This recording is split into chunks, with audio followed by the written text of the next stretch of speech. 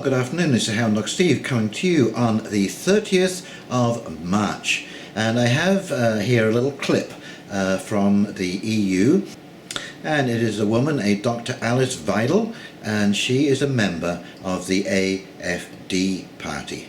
And that is what this video is all about this afternoon. And a warm welcome to all of you who returned to my channel, and a big shout out to any new viewers who may have stumbled by, and I hope you enjoy the content. Anyway, one of the things I want to do to sort of set this video up a little bit, the AfD is the alternative for Deutschland, or the alternative for Germany, and she is an MEP member, a member of the European Parliament, and she's speaking about Brexit.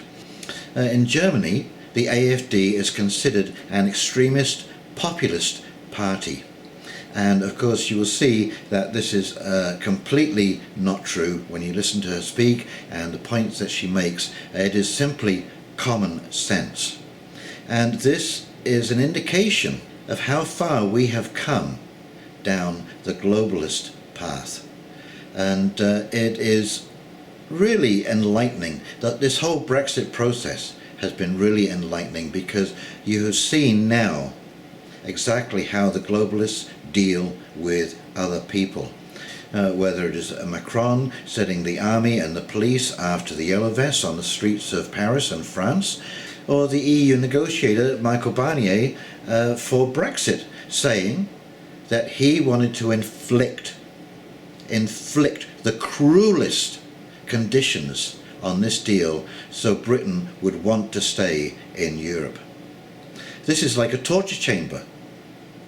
And I said before, and I'll say it again, this is a friendly makeover of Marxism. Okay? This is absolute control over absolutely everything. And when it doesn't go their way, they become predatory in a heartbeat. I mean, we're seeing this before our very eyes unfolding. Okay, and we should be very, very concerned.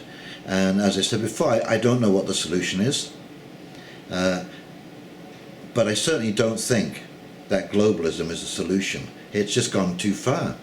It's too controlling, and there are too many unelected people in charge within the EU. When you get a centralized organization this big with this many bureaucrats, it just becomes so far removed from the people who they're supposed to serve that it really doesn't resemble anything like what we think of as a democracy and a way of life that we want to continue. In fact, you know, we're so kept out of the situation that it's impossible to make any changes within the EU. I think this is how we need to learn what's good for us. And I truly believe this is the universe asking us to wake up and take responsibility. Be involved, participate in what is going on, speak up. When things don't make sense, speak up about it. If they don't make sense to you, they probably don't make sense to a lot of people. Anyway, let's flip over to this clip, and I'm sure you find it very interesting. I really liked, and many people, of course, in the chamber also appreciated what she had to say. Okay, here we go. Nächste Rednerin ist die Fraktionsvorsitzende der AfD, Dr. Alice WEIDEL.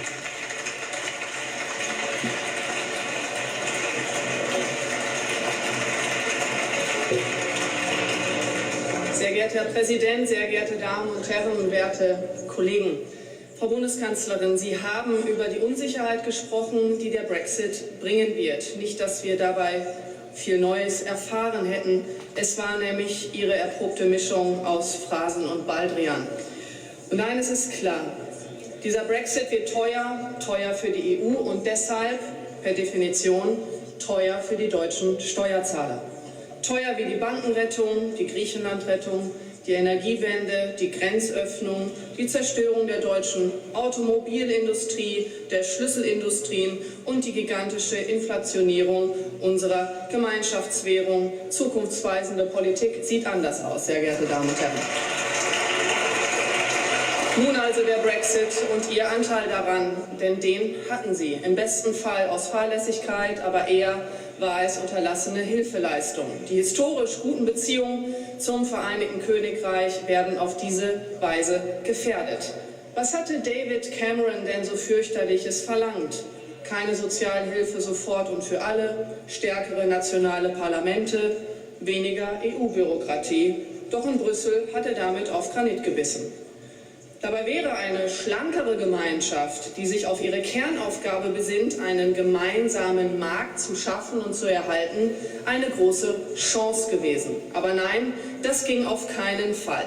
Da setzten Sie lieber den Zusammenhalt der EU-Mitgliedstaaten aufs Spiel. Und jetzt kriegen wir die Rechnung. 15 Milliarden Euro an britischen Beiträgen werden künftig im Budget fehlen. Zwar weiß jede Familie, dass man den Gürtel enger schnallt, wenn die Einnahmen schrumpfen, aber nicht die EU, muss sie auch nicht, solange der deutsche Steuerzahler der Zahlmeister ist. Und höher als das Loch im EU-Etat sind die Kosten für die deutsche Wirtschaft. Das Vereinigte Königreich ist die zweitgrößte Volkswirtschaft der EU, so groß wie die 19 kleinsten zusammen. Ökonomisch gesehen schrumpft die EU also nicht auf 27, sondern auf 9 Staaten zusammen. Die Sorglosigkeit, ja Gleichgültigkeit, die Brüssel und Berlin angesichts solcher Größenordnung an den Tag legen, grenzt an pathologische Realitätsverweigerung, sehr geehrte Damen und Herren. Und für Deutschland ist das Vereinigte Königreich der größte Handelspartner in der EU. Die wirtschaftlichen Verflechtungen sind so eng wie mit keinem zweiten Land. Es liegt eindeutig im deutschen Interesse, Handel und Investitionen weiter ungehindert zu tätigen. Hier stehen deutscher Wohlstand, deutsche Arbeitsplätze auf dem Spiel. Sie aber stellen sich in Nibelungentreue hinter Frankreich, das den Briten sogar den Zugang zum gemeinsamen Binnenmarkt verweigern will. Ja, sie erwägen ja sogar noch mal die Möglichkeit, den Briten nicht den Zugang zum europäischen Wirtschaftsraum zu verschaffen, weil Paris das ablehnt. Das wäre ja auch alles viel zu viel Freihandel, zu viel frische Luft auf den Märkten, zu viel Wettbewerb und zu viel Konkurrenz um die besten Wirtschaftsstandorte. Von Eigenständigkeit ist nichts zu sehen in dem von Ihnen unterzeichneten Aachener Vertrag, der welch ein Dünkel als Krönung des Élysée-Vertrages gepriesen wird. Aachen trägt eine französische Handschrift von vorn bis hinten. Dieses Europa, für das das zentralistisch organisierte Frankreich mit einer gescheiterten Industrie- und Wirtschaftspolitik als Blaupause dient, kommt schneller, als man denkt. Und spätestens, wenn im Europäischen Rat das nächste Mal abgestimmt wird, da sehen wir es nämlich ganz genau. Denn die teuerste Konsequenz des Brexit ist, dass Deutschland keine Sperrminorität mehr in dem Rat zustande bringt. In der aktuellen EU, der 28, vertritt Deutschland 16% der Bevölkerung, Großbritannien 13, macht zusammen fast 30. Mit einigen kleineren Ländern, Dänemark, Niederlande, Österreich, war die Sperrminorität von 35% immer gesichert. Damit konnte man sich gegen den Griff in die Gemeinschaftskasse krisengeschuldeter Club-Med-Staaten sowie Frankreichs wehren. Und das ist nun bald durch den Austritt Großbritanniens Geschichte. Und es wird deutlich, ohne Reformen kann es in der Europäischen Union doch gar nicht weitergehen. Wo ist Ihre Strategie? Sie haben überhaupt gar keine. Fangen wir beim Austrittsartikel 50 an. Heute vollkommen schwammig. Konkret wird er nur beim Hinweis darauf, wie mit Abtrünnigen, mit Verrätern umzugehen sei. Nach Artikel 218, also wie bei jedem x-beliebigen Drittstaat, kann man eigentlich für einen Partner, mit dem man 40 Jahre in guten wie in schlechten Zeiten zusammengelebt hat, nicht einen anderen Modus finden als für Paraguay oder Papua-Neuguinea, sehr geehrte Damen und Herren? Das ist ja wohl der blanke Hohn. Und verwundert es dann noch, wenn die Briten hinter jedem Manöver aus Brüssel bösen Willen vermuten. Was soll Brexit-Unterhändler Barnier seinerzeit Freunden anvertraut haben? Ich zitiere: Meine Mission wird ein Erfolg sein, wenn die Bedingungen für die Briten so brutal sind, dass sie es vorziehen, in der Union zu bleiben. Wer solche Freunde hat, braucht keine Feinde mehr, sehr geehrte Damen und Herren. Von Selbstkritik auf dem Kontinent ist nichts zu hören, nicht in Brüssel, nicht in Berlin, schon gar nicht in Paris. Der Brexit hat die Brüsseler Abgehobenheit deutlich gemacht. Er zeigt auch, wo Europas wahren Gegner sitzen, unter anderem hier auf der Regierungsbank, sehr geehrte Damen und Herren. Europa ist zu wichtig, um es ihnen zu überlassen. Wegsehen gilt nicht, weglaufen auch nicht. Die EU muss von innen reformiert werden. Dazu gehört ein Vetorecht der Nationalstaaten gegen Brüsseler Vorgaben, genauso wie eine Reform des Austrittsartikel 50 zur Erhaltung des Binnenmarktes auch für austretende Länder und die Sicherung der EU-Außengrenzen, die wir seit Jahren fordern. Und zu Europa gehören unsere britischen Freunde, sehr geehrte Damen und Herren. Vielen Dank. So I hope you thought that was as interesting as I did. If we don't pay attention to what is going on and to curb this exponential growth of bureaucracy, which is essentially running the country, we are going to lose control over the landscape of our own country. Okay, they say that a camel is a horse designed by a committee, and that is absolutely true when it comes to the government. It is nothing but committee after committee after committee.